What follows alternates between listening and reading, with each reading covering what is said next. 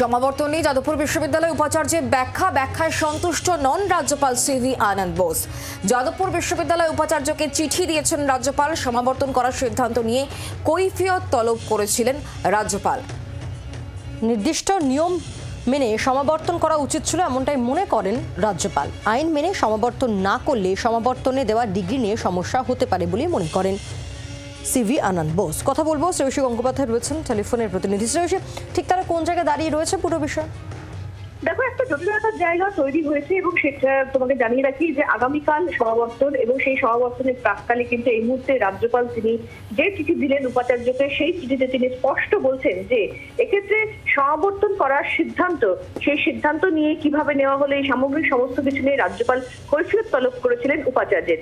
এখন সেক্ষেত্রে উপাচার্য সেই দেখা করে তার বক্তব্য জানিয়েছিলেন এবং তারই পরিপ্রেক্ষিতে রাজ্যপাল তিনি উপাচার্যকে নতুন করে চিঠি দিলেন, যে চিঠিতে তিনি স্পষ্ট বলছেন যে উপাচার্যের যে বক্তব্য বা তার যে কৈফিয়ত, সেই কৈফিয়তে মোটেই সন্তুষ্ট নন তিনি। বরঞ্চ তার মনে হচ্ছে যে এক্ষেত্রে উপাচার্য নির্দিষ্টভাবে আইন মোতাবিক এই কনভোকেশন করছেন না, অর্থাৎ আইন মেনে এই কনভোকেশন হচ্ছে না, যার ফলে সেক্ষেত্রে আগামী দিনে কিন্তু স্টুডেন্টদের এই ডিগ্রি নিয়ে সমস্যা হতে পারে। এবং এর পাশাপাশি তিনি এটাও বলছেন যে তিনি মনে করেন যে এক্ষেত্রে যেহেতু উপাচার্য নিয়োগের প্রক্রিয়াটা এই মুহূর্তে চলছে, তার মধ্যে যাদবপুর বিশ্ববিদ্যালয় রয়েছে যেখানে স্থায়ী উপাচার্য নিয়োগের প্রক্রিয়া চলছে, ফলে সেক্ষেত্রে নতুন উপাচার্য দায়িত্ব নিয়ে তিনি কনভোকেশন করতে পারতেন। এইভাবে কনভোকেশন এরমভাবে নির্দিষ্টভাবে আইন না মেনে কনভোকেশন করার কোনো অর্থ হয় না।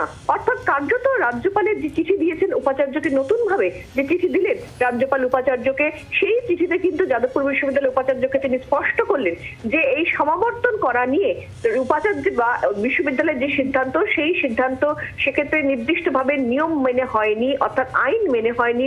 এবং উপাচার্যের এই নিয়ে তার যে কৈফিয়ত বা তার যে বক্তব্য যেটা তিনি রাজ্যপালকে জানিয়েছেন, সেই বিষয়টা নিয়েও কিন্তু রাজ্যপাল সন্তুষ্ট নন।